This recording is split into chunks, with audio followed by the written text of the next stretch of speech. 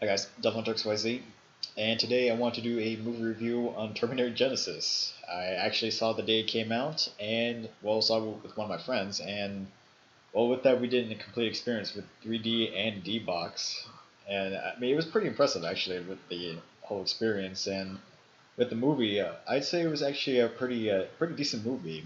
I mean it's been a while since we've seen a decent Terminator movie. I mean as opposed to like Salvation and Terminator 3, which kind of were low points in this franchise. But I think this actually kind of helped brought it back up. So let's take a look.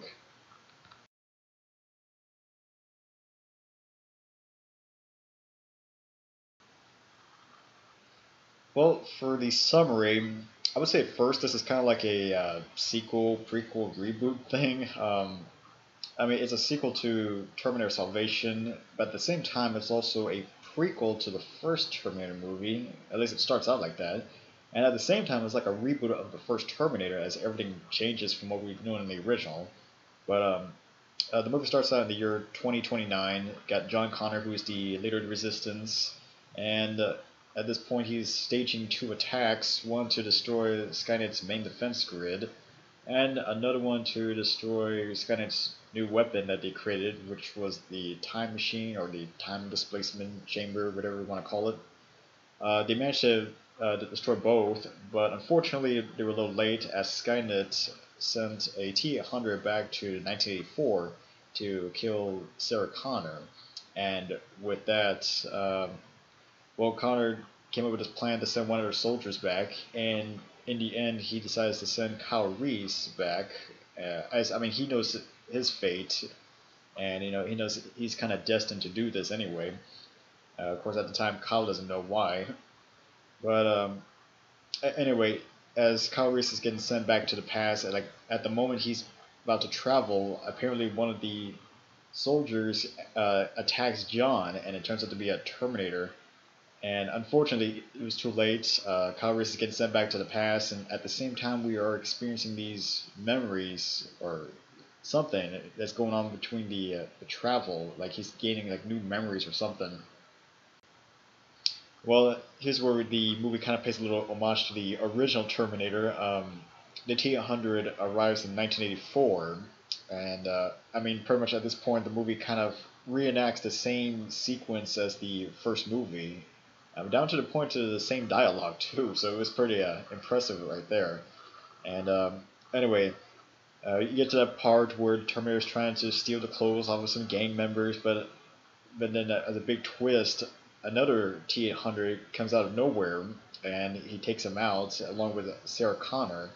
And then Kyle Reese, who arrives in that same timeline, again kind of goes to that same situation where the movie kind of reenacts the same scenes, but when Kyle Reese confronts the same officer, apparently it turns out it was a T-1000, and which is really a huge twist too. So Kyle Reese then hides into a department store, and that's kind of where it replays the same scenes to where he's gathering his clothing. And apparently, throughout the entire events, the Terminator and Sarah Connor managed to find and locate Kyle Reese, and they managed to secure him. And it turns out that Sarah Connor already knew about what has happened, and Kyle Reese then figures out that the timeline has been altered in some way. Well, it turns out that Sarah Connor, as a kid, she was attacked, and the Guardian, well, that's what they call him, the T-100 that protects Sarah Connor. He saved her and kind of raised her to become a soldier, and that's how she knew about the whole future, and kind of preparing for the arrival of Kyle Reese. But anyway, in the current time, Sarah and the Terminator decided they need to go forward into the future. And as they were trying to get stuff prepared, they get attacked by the T-1000. But they managed to quickly take it down with acid, which I gotta say was a pretty interesting way to take him down. But anyway, they were prepared to jump to 1997 to stop the attack by Skynet. But Kyle Reese, as he went back to the past, he had these new memories, and one of the memories told him that the year 2017 is when Skynet attacked.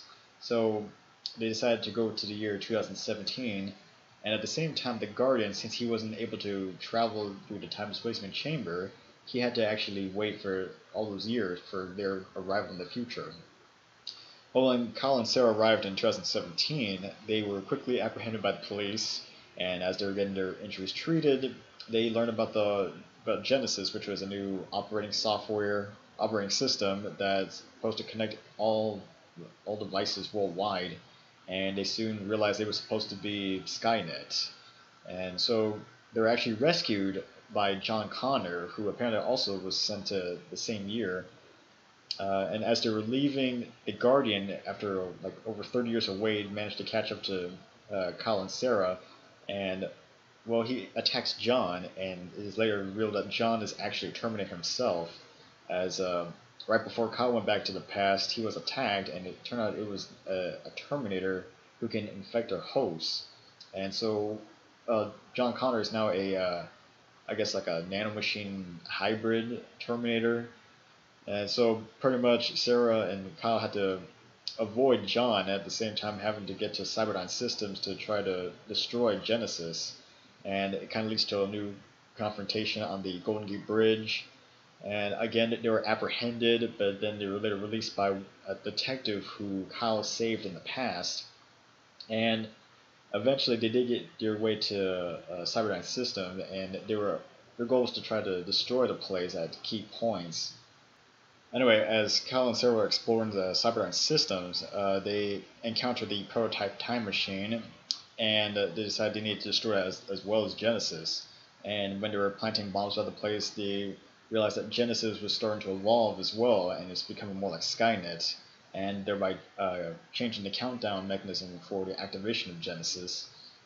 And as that's going on, apparently John Connor arrives, and it starts a brawl between the Guardian, and pretty much the two things going on at once. I mean, you got Kyle and Sarah trying to avoid Skynet, and at the same time, the Guardian is trying to take down John Connor through the use of magnetic fields.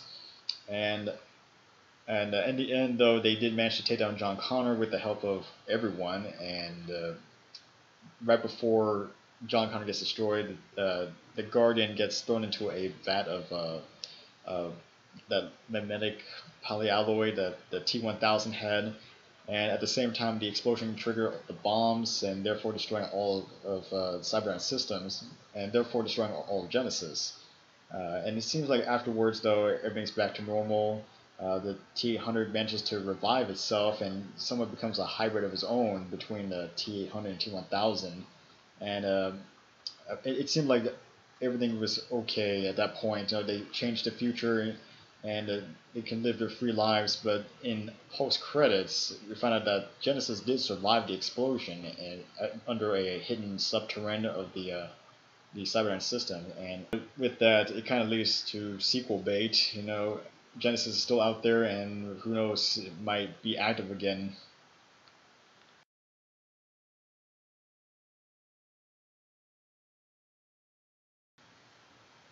Well, for pros, there are a few of them. There's, of course, Arnold Schwarzenegger as the Terminator. I mean, everyone loves that. You know, Arnold is the Terminator. It's his role. And, you know, I mean, it was glad that we get to see him again in another movie. Another pro is, of course, the action. I mean, there's a lot of it going on. We do get to see a little bit of a glimpse of the future war, the resistance against the Terminators, well, the resistance against Skynet, and there's also the battles between Sarah and Kyle against the T-1000, the other T-800, and against also John Connor and Skynet. So I mean, there's a lot of action throughout this movie. And also another pro for me would be the plot twist that happened. You know, instead of making it just a complete remake of the first movie, it's kind of taking elements of all three movies in a way and kind of doing a whole plot twist going on, and you know, having things that just unexpected happen.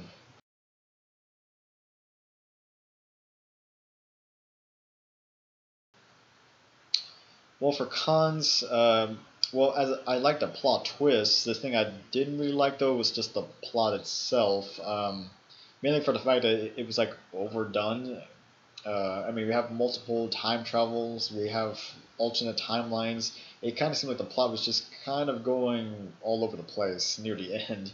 Um, in a way, it kind of reminded me of the series Terminator Sarah Connor Chronicles, where the plot of that series it started taking off linear, but then it starts kind of diverging to different places, and get to the point where it's like a little overwhelming for a typical viewer. Uh, Along with that, I say another con for me is kind of the unnecessary humor. I mean, it was kind of the cheesy kind of funny humor that we got from Terminator 3, but it's like to a more extent, it was, I mean, it was laughable, but it was just kind of a little unnecessary.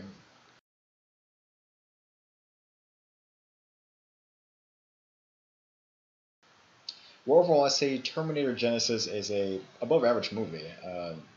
Not quite as good as the first two, but it is better than Terminator 3 or Salvation. And I still like they kept the traditional Terminator elements, the futuristic warfare, the battle for the future, the Terminator and Terminator fights, the over-the-top action. I love how they kept those elements, and I also like the fact they try to pay homage to the original by recreating the same scenes, trying to reinvigorate the fan base.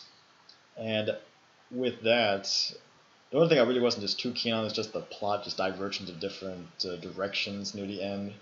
But overall, I really do think it's at least worth a watch. So in the end, I'll give this a final score of a 7.5 out of 10.